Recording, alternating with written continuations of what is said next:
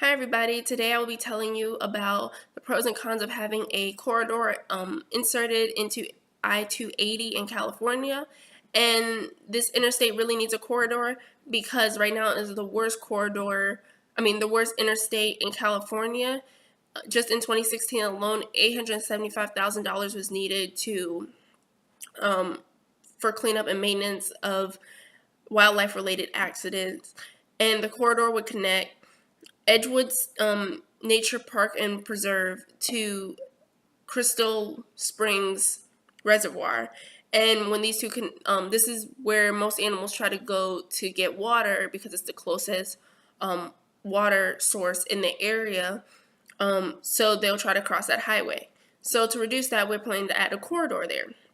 And just like anything else, there are definitely pros and cons to this. So some pros would be that it increases the density of animals because they have a larger area and they can mate between on both sides of the corridor, which also increases the gene pool.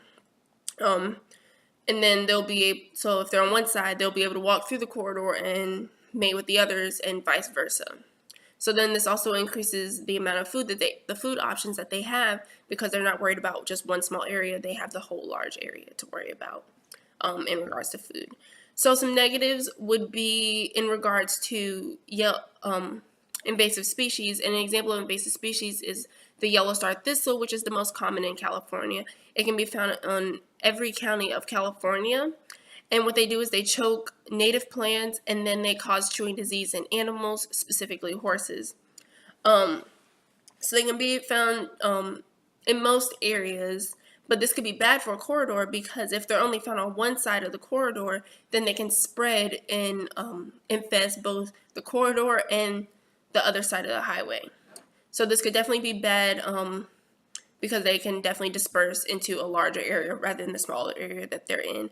And then this in turn can cause threats to biodiversity and disrupt ecological processes. And just a way to combat this, right now Edgewood, they go out based on a schedule, they go out and they collect all of the invasive species that they can find and try to kill them off. And then with plants.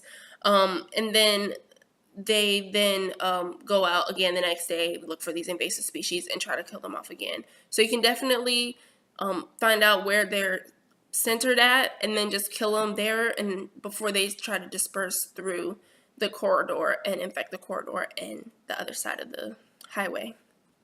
So that would be one way to combat this, so you wouldn't have to worry about invasive species through the corridor. Thank you for watching.